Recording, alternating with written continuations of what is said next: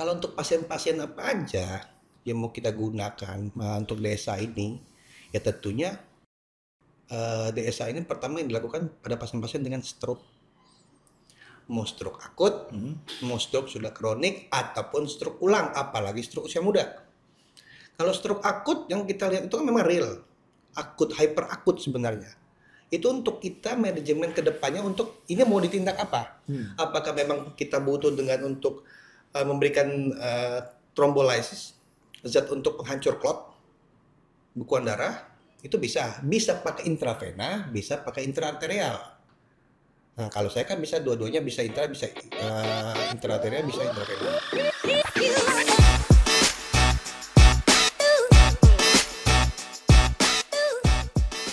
Ya, halo Sobat Sentra. Ketemu lagi kita di program podcast Sentra Stage bersama Sentra Medica Hospital Cibinong. Kali ini kita akan mengupas tuntas topik yang belakangan sedang marak dibicarakan juga di berbagai lini media, ya, yaitu masalah DSA atau Digital Subtraction Angiography. Nah, tentu saja topik kita pada kesempatan kali ini adalah fakta-fakta apa saja dan juga kontroversi tentang DSA ini sendiri. Nah, sudah bersama saya narasumber kita, yaitu Dr. Erman Kennedy, spesialis neurologi Vina, yang akan mengupas tuntas lebih banyak tentang DSA. Apa kabar, dokter? Alhamdulillah sehat, Dok. Alhamdulillah, itu yang paling penting ya, sehat. Dok, sebelum kita ke fakta-fakta, ke kontroversi, mungkin dokter bisa jelasin ke Sobat Sentra, ke orang awam gitu. Apa sih sebenarnya DSA itu sendiri dan kenapa prosedur ini begitu penting di bidang neurologi, dok? Oke.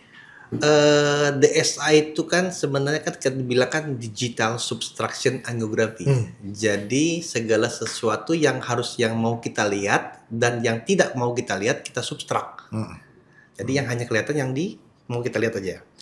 Di sini kan yang mau kita lihat itu pembuluh darah. Ya. Nah, DSA ini sebenarnya hanya pemeriksaan sama seperti jantung. Persis. Kalau jantung kan kateterisasi jantung. Ya. Nah, kalau DSA ini kateterisasi otak. Yes. Aksesnya pun sama, bisa di paha, bisa di lengan. Kemudian dia minimal invasif, memang tidak ada operasi dan pasiennya kondisinya sadar, full, hanya anestesi lokal aja. Kalau kita biasanya di paha ya. Dan memakai selang kateter masuk ke pembuluh darah, pakai kontras, pakai pengencer darah, udah kita lihat semua pembuluh darahnya full.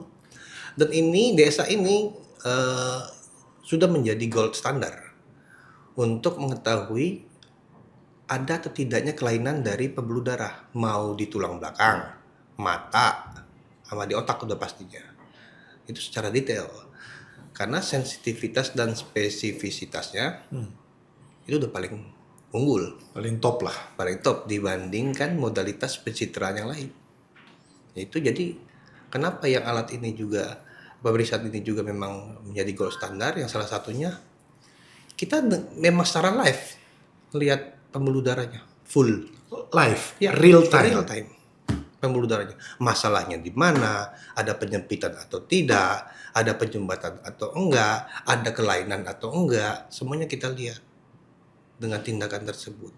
Dia minimal invasif, bukan operasi. Dan risikonya, setiap tindakan kedokteran pasti ada risiko. Dan menurut saya ini risikonya kecil ya, sangat kecil malah. Tadi dokter bilang pasien dalam kondisi sadar, ini saya highlight nih. Berarti pasien yang diperiksa atau dilakukan tindakan dengan DSA bukan pasien koma, bukan pasien nggak sadar, pasiennya sadar, tahu bahwa dia akan melakukan itu. Yes, full. Dia sadar full. Mau sambil ketawa juga boleh. Kalau saya suruh bilang diam, ya diam pasiennya gitu. Jadi dan tanda kutip sesantai itu dengan kondisi pasien kita usahakan jangan sampai pasien itu tegang. Jadi tindakan ini benar-benar yang minimal invasif sekali. Menurut saya hanya cuman disuntik tok, dah itu doang. Baru kita lihat full pembuluh darah kiri, kanan, depan, belakang, atas, bawah secara detail. Intinya bukanlah sesuatu hal yang menakutkan sebenarnya ya. Jadi pasien bisa datang ngobrol-ngobrol, bercanda, yuk kita lakukan sekarang yuk. Ya seperti itu misalkan. Yes. Oke, baik. Pertanyaan saya selanjutnya, Dok. Pada kondisi atau penyakit seperti apa yang paling sering dideteksi dengan DSA ini? Atau DSA ini dilakukan paling banyak buat kasus-kasus apa? Gini. DSA ini yang paling penting itu adalah kita jangan berbicara kita mau screening dengan DSA. Ini dulu. Ya kita highlight screening jangan dulu untuk DSA ya. Oke. Kalau untuk screening, saya takut ada kelainan nih pembuluh darah. Wah DSA dong, nggak begitu konsepnya. Lakukan modalitas pencitraan yang tidak invasif dulu. CT scan, MRI. Tapi kalau mau lihat pembuluh darah, kita pasti menggunakan pakai yang ujungnya A. MRA, CTA. Jadi A itu kan angiografi. Nah, dok yang mana nih yang lebih sensitif untuk pembuluh darah? MRA atau CTA? Ya CTA. CT angio. Kenapa CT lebih sensitif? Dia lebih sensitif untuk mengetahui ada kelainan pembuluh darah. Kalau MRA ada beberapa sequence yang harus kita lihat untuk pembuluh darahnya, dan dia nggak terlalu detail, nggak terlalu sensitif terhadap itu, nggak terlalu. Jadi dua ini tetap ada kekurangannya. Misalnya ternyata ada tortus itu pembuluh darahnya berbelok. Itu kadang dibaca aneurisma. Padahal cuma belokan pembuluh darah. Nah kalau CT angio, dia masih bisa membedain. Cuman kalau untuk ada penggelembungan pembuluh darah, aneurisma, CT angio lebih sensitif. Karena dia bisa berdeteksi kurang lebih di bawah 6 mili, 7 mili aneurisma. Tapi kalau di bawah 4 mili, dia sudah nggak sensitif. Naiklah ke DSA tadi. Di urutannya begitu tuh. Jadi gunakan dulu modalitas pencitraan yang non-invasif dulu. Yang nggak ada tindakan yang beresiko. Itu dulu. Oh ternyata kalau ada kecurigaan dari hasilnya tersebut, baru kita lihat secara real dengan DSA. Kalau untuk pasien-pasien apa aja yang mau kita gunakan untuk DSA ini, ya tentunya DSA ini pertama yang dilakukan pada pasien-pasien dengan stroke.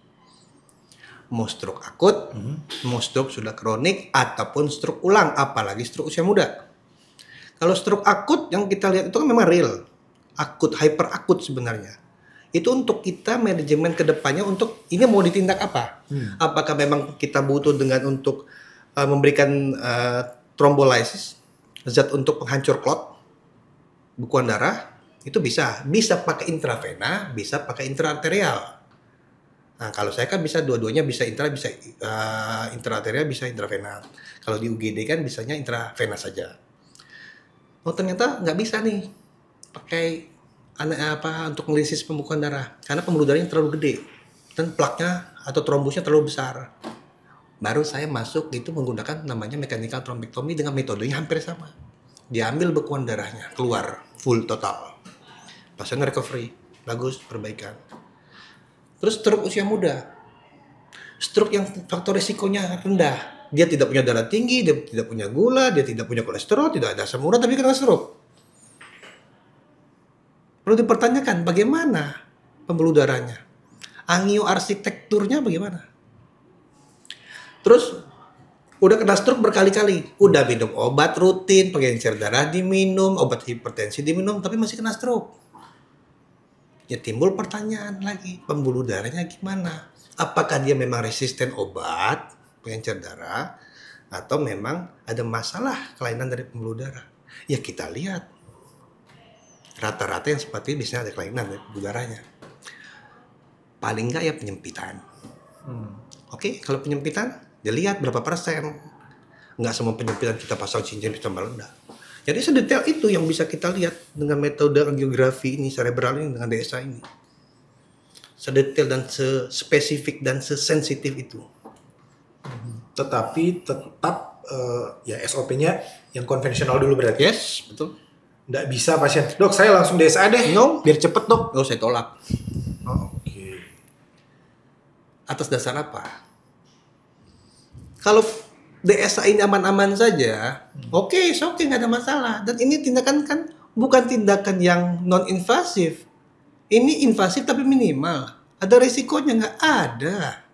Memang kurang dari 2%, kurang dari 1%. Cuma ngapain kamu mengambil resiko itu? Pakaikan. Oh ternyata Pasien-pasien saya di sini semuanya menggunakan MRI semua. Lihat ada masalah, kalau tidak ada masalah nggak usah. Cukup sampai di situ. Udah, cukup kasih obat, beres. Tapi kalau dia ada masalah, curigaan penyempitan, curigaan ini stenosis ringan atau multiple atau ada malformasi atau abnormalitas pembuluh darah yang lain, oke, baru kita naik ke desa. Kalau untuk sekarang nih saya sih jarang pakai CT scan. Karena rumah sakit sentra sudah punya modalitas pencetan yang oke. Jadi gunakan itu gitu. Jadi seperti apa mungkin dok? Edukasi misalkan ada pasien yang dalam tanda kutip ngeyel lah. Saya mau datang mau itu dok. Tapi bagaimana dokter menyampaikan ke dia bahwa nggak bisa begitu bu? Nah, atau pak? Banyak tuh. Banyak kayak gitu. Banyak kayak Banyak. ya. Iya. Datang nih ke poli di bawah gitu ya. Dok, di sini saya dengar ini dokter bisa desa. Oke, ya. Kenapa? Saya mau desa dok. Pertanyaan saya adalah untuk apa kamu minta desa? Ya dok, katanya dengan desa itu bisa memperlancar darah. Oh, sebentar dulu nih. Saya luruskan dulu ya. Kamu menganggap desa ini apa? Gitu kan. Karena yang lagi booming yang dari dulu sampai sekarang kan istilahnya kan brainwash ya. Cuci otak. Ya, cuci otak. Ya kan.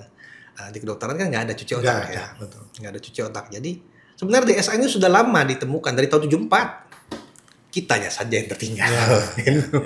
Jadi mulai booming-boomingnya baru kemarin. Jadi pada pasien-pasien saya bilang, oke, sebelum melakukan tindakan ini, kamu harus tahu dulu resikonya apa. Nih, saya kasih tahu ya resikonya ya.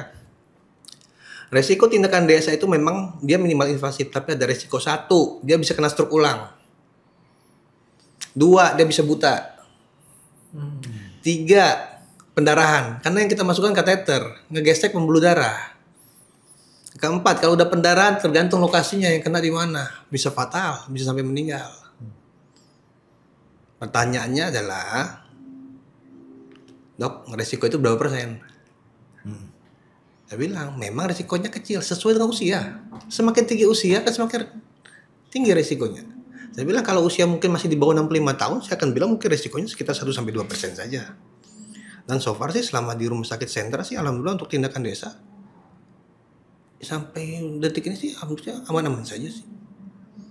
Tetap walaupun kita aman, tetap harus kita kasih tahu sedetail mungkin. Tidak ada tindakan kedokteran itu yang aman-aman saja, dok.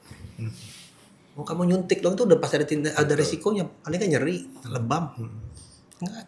Jadi jangan kita bilang wah aman ini, no. Iya kalau 1% itu bertahan di situ, tapi kalau 1% berbalik menjadi 99%, ya kita yang sebagai dokter yang dia menghadapinya akan repot. Jadi di sini informasi konsen ke pasien itu penting. Harus jelas. Yes. Dan saya tidak pernah membuat statement selama di sini, oh ini tindakan aman. No, nggak pernah. Jadi pasien-pasien pas udah saya kasih tahu begitu, ya mundur. Udah tahu kamu masalahnya. Ya, bukan saya nggak mau. Saya bilang, harus ada indikasi yang jelas. Tidak semuanya harus kita desa. Enggak. Ada etikanya. Ada etikanya. Nah, ya. Jadi tadi efek sampingnya sudah dijelaskan, resiko-resikonya. Ya, kalau memang dia bisa ya udah nggak apa-apa deh, saya terima resikonya. Gimana? Tetap saya akan minta MRA. Okay. Saya mau lihat dulu. Jadi kalau kita mau, jadi saya analogikan begini. Jadi kalau kita mau datang ke sesuatu yang belum pernah kita kunjungi, pasti kita buka map dulu nih. Iya, betul. Lihatlah ya. Kita buka map dulu. Ini jalurnya kemana nih? Ini jalur kira-kira tutup kan nih? Betul. Ada jembatan rombongan ya. Nah, itu yang harus saya butuh. Jadi dalam tanda kutip blueprintnya dulu nih. Minta, lihat. Oh iya benar, ini ada kecurigaan nih di sini. Oke, boleh. Tapi kalau lihat lancar semua, udah kasih lihat aja nih hasil kamu begini, gini. Dari hasil MRA-nya pembuluh darah kamu nggak ada masalah, kiri kanan depan belakang atas bawah oke. Mau kamu lanjutin lagi, gitu kan? Dengan resikonya seperti itu, dengan biaya yang kamu keluarkan cukup lumayan. Akhirnya dia, aman dok, aman, oke. Nggak jadi. Luar biasa. Nah, dok sebenarnya nih DSA ini memang dokter udah bilang tadi kan, oke buat stroke lah, buat mata lah atau apa gitu. Tapi sebenarnya dengan seiring berkembangnya teknologi yang ada, bisa nggak digunakan untuk case-case yang lain sebenarnya? Banyak dok sebenarnya. Case kita itu ada 24 dok. 24. 24 case yang bisa dilakuin. Apa aja tuh? Dok? Memang yang Spill. paling ya, yang paling utama ya udah pasti kan namanya ada keterampilan tambahan. Kalau kita untuk skill seperti ini ya. Yang pertama itu udah pasti desa. Yang kedua untuk pemasangan balon. Jadi di otak itu udah bisa dipasang balon ataupun cincin. Jadi kalau dulu kan cuma jantung. Ya, Sekarang otak juga udah bisa. bisa. Ya? Okay. Di sini cukup lumayan kok kita kerjakan untuk pasangan cincin dan balon. Terus ada yang satu lagi nih. Stem cell. Ya. Intraarterial. Itu harus kita pandu. Untuk di otak. Terus itu kan salah satu yang bisa dilakukan, yang sudah di 10 penyakit yang bisa dilakukan untuk stem cell kan. Selain motor neuron disease gitu kan. Kemudian kemoterapi dok. Jadi semua yang berhubungan dengan intraarterial kemoterapi maupun di otak ataupun di tulang belakang, selama aksesnya itu kita masih oke. Tumor oke. Tapi tumor untuk yang dengan vaskularisasi ya. Jadi mau operasi nih, misalnya sejawat bedah saraf mau operasi, tapi dia nggak mau pendarahannya masif. Jadi kita tindak dulu, tutup dulu pembuluh darah yang di tumornya, yang ngasih makan ke tumor kita tutup tuh. Beres, ya kurang lebih dalam waktu 2 bulan dia harus operasi. Jadi itu mempermudah juga operator. Kemudian kadang-kadang bisa dilakukan juga postmortem juga. Oh, bisa juga buat postmortem. Postmortem. Di postmortem apa yang dilihat? Nah kalau ternyata tidak ada pendarahan di otak, kan kita lihat. Pas kita masukin, blushing kan. Jadi nggak di pembuluh darahnya tapi blushing. Oh, oke, pecah nih penyebabnya ini. Ya, untuk mencari mungkin penyebab kematian, ya penyebab pembunuhan, ya. Yang sekarang lagi naik sekarang itu kan stem cell kan. Stem cell, tapi yang masih diakui itu baru di RSCM kalau nggak salah. Metodenya dengan seperti ini juga. Seperti DSA juga. Jadi, aksesnya kalau intraarterial pasti lewat DSA. Lewat DSA. Oke. Kalau begitu dok, tadi dokter udah bilang fakta-faktanya nih. Sebenarnya gini, ada anggapan masyarakat bahwa wah ini DSA nih jangan-jangan prosedur invasif, risikonya tinggi. Nah, sebenarnya bagaimana dokter meluruskan kekhawatiran-kekhawatiran ini?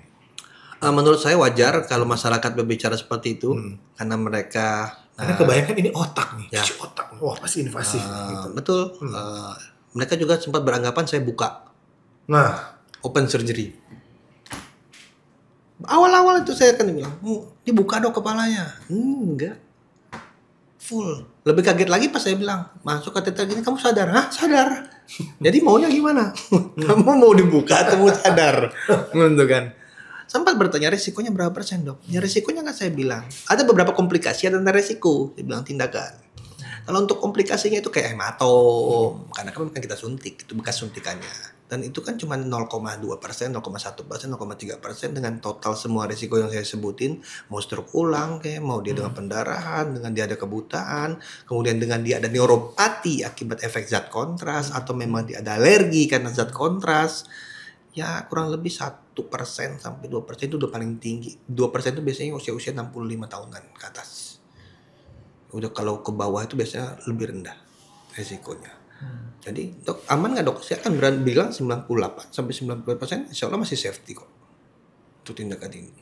Cuman tidak serta merta karena kamu bilang 1% itu kita main hajar semua itu enggak. Harus sesuai indikasi untuk ngelakuin tindakan. Ya dan tetap tadi ya kita harus kasih tahu dong efek sampingnya meskipun cuma 1% 2% tetap harus kasih tahu. Komunikasi efektif. Betul, komunikasi efektif. Itu harus kita lakuin ke pasien. Karena mereka orang awam. Yang harus kita suapin, yang harus kita kasih tahu secara pelan. Kalau dia sendiri datang, ada pasien saya sendiri, saya tantangan dok, AC saya sendiri. Enggak. Balik. Panggil keluargamu sini. Ya.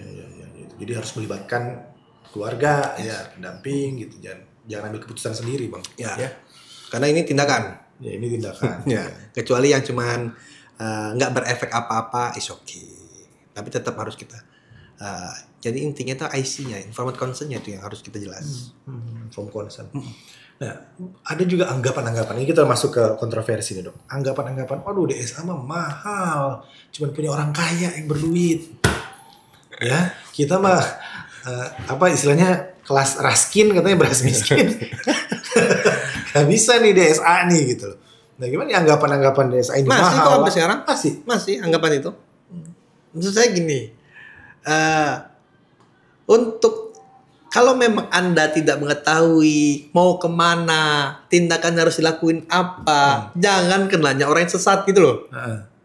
Kamu datangin aja vaskes atau rumah sakit. Di sini kalau tindakan ini bisa nggak? Kalau memang kamu benar-benar nggak tahu apa-apa, pasti ada di antara rumah sakit itu. Oh tahu nih di sini. Oke. Di sentra ini salah satu rumah sakit swasta di Indonesia yang mampu mengcover BPJS.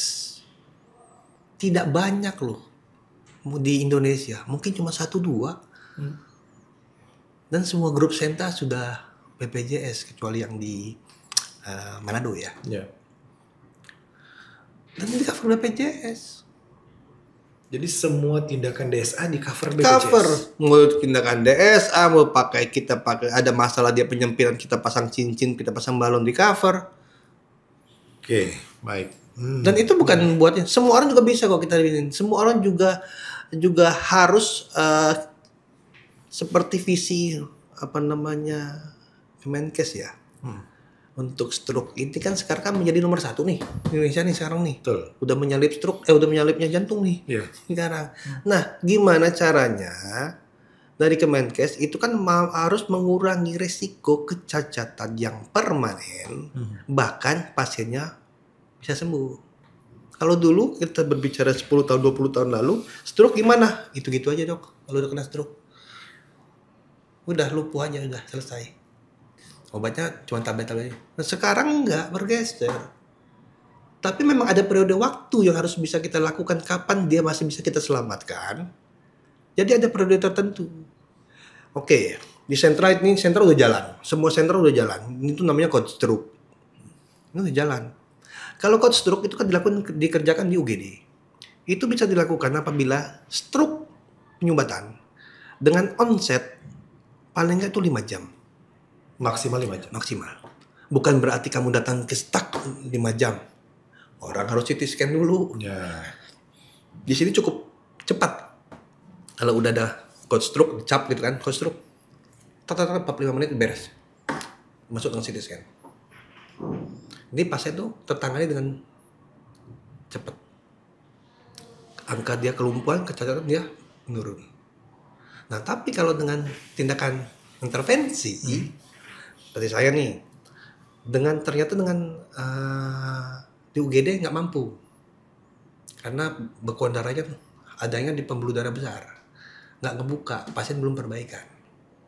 Baru di situ peran saya masuk lagi dengan caranya mechanical thrombectomy. Ya kita ambil bekuan darahnya full. Nah onsetnya ada lagi kapan dikatakan berhasil? Ya kurang lebih sekitar 16 jam dari pertama kali kena serangan. Coba jangan menunggu 16 jam itu. Kalau emang lebih cepat bisa datang ya udah. Kebanyakan masyarakat kita itu banyak kan ngomongin si A, si B, si C dulu, rembukan ini dulu, akhirnya udah tuh hilang. Jantung juga sama, dia punya periode golden time, gold periodnya udah punya semua. Itu. Nah, tadi dokter udah cerita, udah spill nih bahwa kita di Sentra Medika Cibinong dan juga mungkin sentra yang unit yang lain juga sudah di cover sama BPJS. Nah kan sasaran kita mungkin yang non BPJS nih dok. Mungkin dokter bisa spill nih. Orang pengen tahu sebenarnya. Saya mau cepet nih, saya mau bayar deh.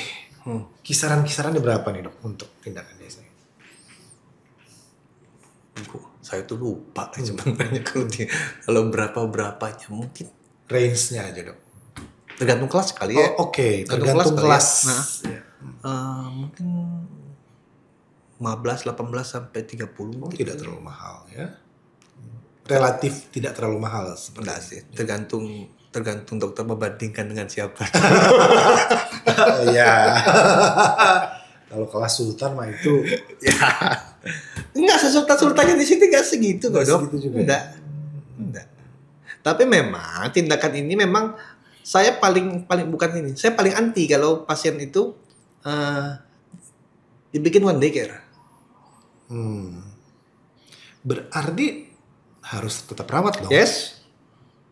Iya. Kalau dia di tangan mungkin masih bisa, Dok. One day care. Kalau di kaki, di paha, meskipun pasiennya baik-baik saja, tetap harus dirawat. Iya. Karena setelah tindakan, kan dia itu kan 6 jam tuh, sampai 7 jam gak boleh gerak kakinya.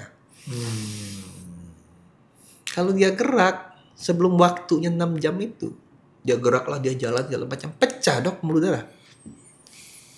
Kalau udah pecah pembuluh darah, yang repot dokter yang lain. Bedah vaskular.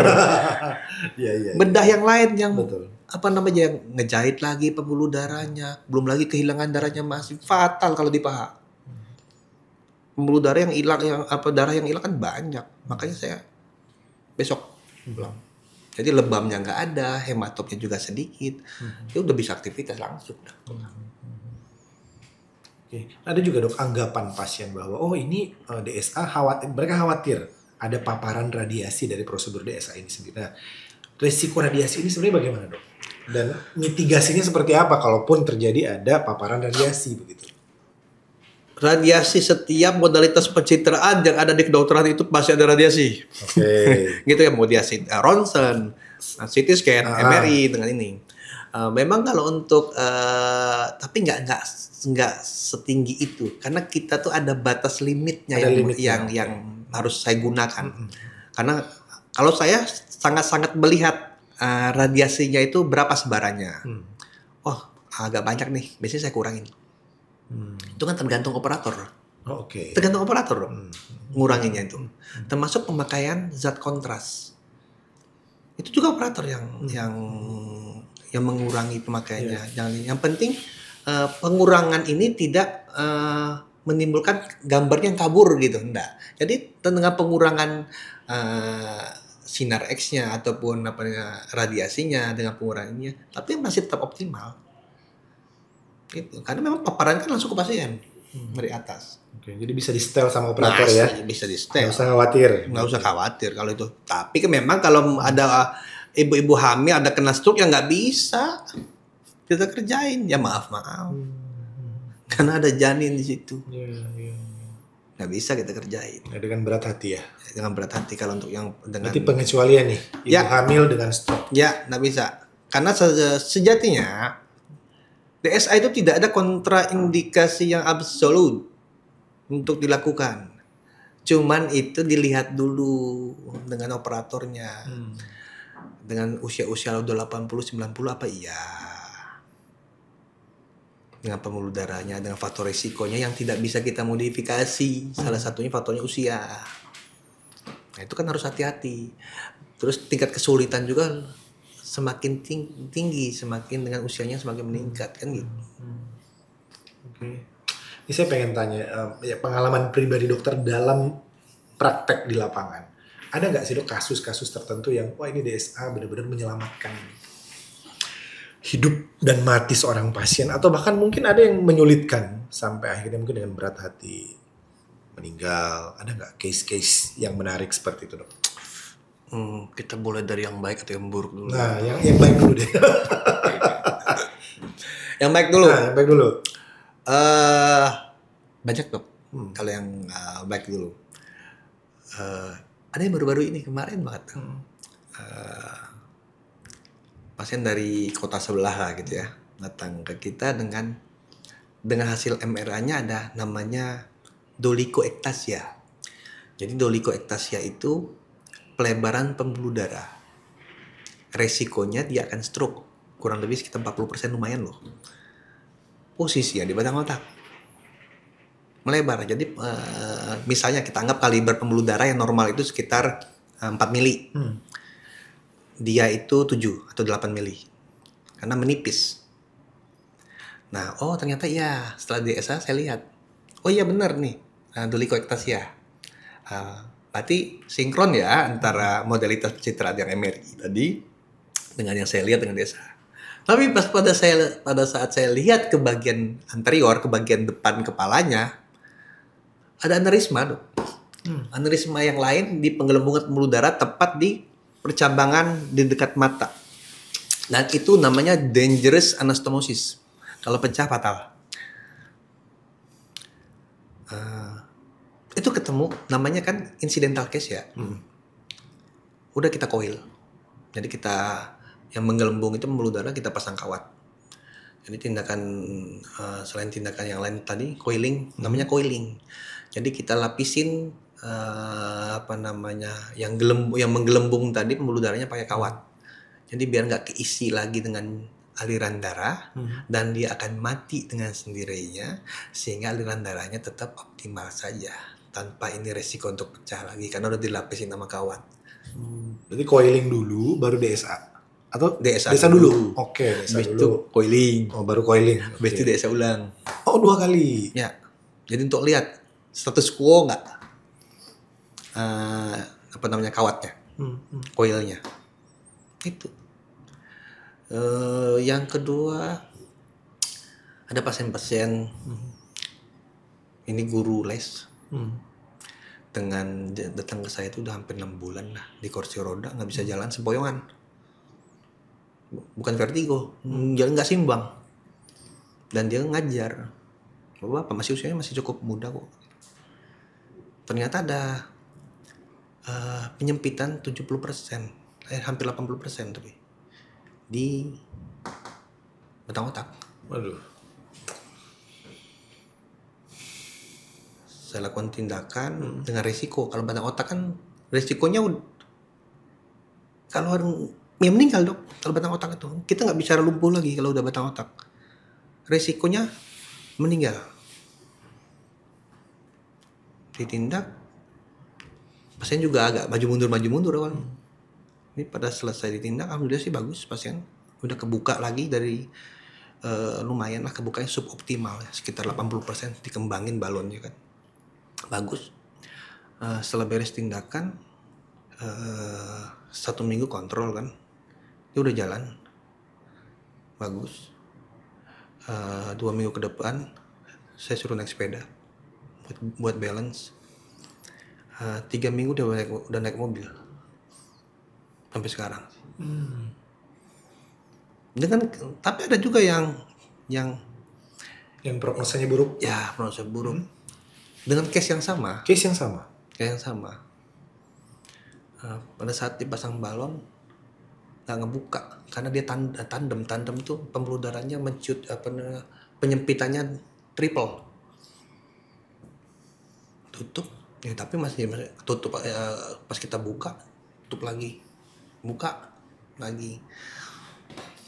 Mau kita pasang cincin nggak mungkin. Nah di situ tuh. Ini kalau di batang otak ya fatal. Jadi ini sebenarnya berat saya mengatakan kalau udah posisi yang di batang otak, untuk apapun tindakannya, mungkin saya akan agak sedikit lebih jahat, mungkin akan berbicara, mungkin ya kamu kontrak mati. Kalau udah batang otak itu udah kontrak mati itu. Udah nggak bisa ditawar-tawar lagi. Makanya bener-bener pelan, smooth, lembut. Nariknya juga harus ini pelan, segitunya. Tapi kalau maksudnya bukan di tempat lain juga berbeda ya, maksudnya ya sama. Mau di pembuluh darah lain. Jadi semua intinya pembuluh darah itu ya harus kita perlakukan sesmooth mungkin. Ya. Kalau enggak ya ngeri-ngeri sedep ya ini ya. Yes. Ya. Nah sama kayak ini. Habis pasang cincin nih, ada pasien tuh kemarin ditemukan tuh, habis pasang cincin di karotis di leher. Kalau pasang cincin di jantung, dia kan di dalam tulang, terus di dalam otot, di dekat Betul, otot lagi kan. betul. Kalau di leher nggak ada kan, dipijet nih, dipijet, Waduh. dia kena serangan, dia dipijet sih di leher, dia kena serangan, taunya apa? Cincinnya bengkok. Aduh. Untung nggak tembus gitu, ya dilapisin lagi, double. Jadi mungkin ya anjuran juga ya buat yang pasang cincin di leher, Ya. jangan coba-coba untuk dipijet. Ya. Karena kita ini kan langsung di sini, betul. kalau kamu pijet kelar itu. Hati-hati. Hati-hati. Kadang kalau kita gini doang, kayak falsafah lah, atau kita ini, hati-hati. Vagal. Tiba-tiba bisa buta, tiba-tiba bisa pingsan. Itulah tadi ya, ngeri-ngeri sedep. Nah, Yang kita kerjain ini yang ngeri-ngeri sedap. ngeri sedep ya. Oke. Oke, tadi Dokter Erman bilang bahwa DSA ini sebenarnya sudah lama, kita aja yang telat sejak tahun 74. Oke, berarti kita udah terlambat berapa? 40 ya 50 tahun lebih ya, hampir setengah abad terlambatnya, Dok. Ya, kurang lebih. Nah, sekarang kan teknologi semakin maju. Belum lagi nanti 2, 3, 4, 5 tahun yang akan datang. Apakah DSA ini masih tetap menjadi standar baku, golden standard, atau mungkin sudah ada teknologi yang lebih canggih dibandingkan daripada DSA ini? Ya, Dr. Herman lihat. Kalau untuk saat ini, sebenarnya mau teknologi apapun akan sulit menggantikan tangan manusia. Karena sensitivitasnya akan berbeda. Ya. Tapi sekarang kalau untuk pembuluh darah mungkin belum. Tapi ada satu operasi kayak ini bagus apa namanya? Tapi ini kecenderungan mengurangi SDM. Oh iya. Kamu operasi di sini, pasiennya di Jogja misalnya. Yang operatornya di Jakarta. Pakai alatnya di sini sama di sana. Ini operatornya di Jakartanya. Coba bayangin semaju itu. Tapi kalau untuk pembuluh darah kayaknya belum. Jadi bisa jadi kedepannya nanti mungkin cukup pakai laser, bisa jadi. Cukup pakai ditembak aja dia udah melebar pembuluh darahnya. Jadi semua itu bisa jadi. Kita ya who knows. Kedepannya bisa saja yang seperti itu akan terjadi. Jadi nggak menutup kemungkinan. Kalau yang kayak sekarang udah mulai ada AI gitu ya. Tetap untuk pembuluh darah masih tetap tidak bisa Kalau digantikan untuk ya. kita operasi, kalau kita main tangan, tetap tangan itu nggak bisa menggantikan sensitivitas maupun dia pakai robot, pakai apa, nggak bisa. Sensitivitas kita beda. Megang pisau kita beda. Megang alat-alat pun kita akan berbeda. Kita tahu mau sedalam apa, mau selebar apa. Pakai robot kita agak bingung.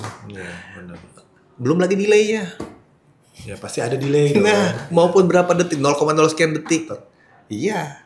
Itu yang harus ini. Mudah-mudahan sih ada prosedur yang lebih dapat mempermudah dan ada prosedur yang tadinya hanya paliatif, yang nggak bisa diapa-apain. Kalau diapa-apain justru fatal. Kayak pasien gue kemarin tuh. Pasien saya kemarin tuh 28 tahun. Kongenital keluarnya kejang. Sudah dilakukan lah tindakan di rumah sakit yang lain, tapi belum nemu gitu kan. Akhirnya ke sini. Ternyata ada AVM. AVM itu arteri vena malformasi, itu bawahan lahir ya. Kan normalnya itu kan arteri sama vena bergabung, depannya kapiler. Kalau ini kan langsung gabung. Dia kejang. Dan feeder itu yang ngasih supply-nya, pembuluh darahnya, hampir semua otak sebelah kanan.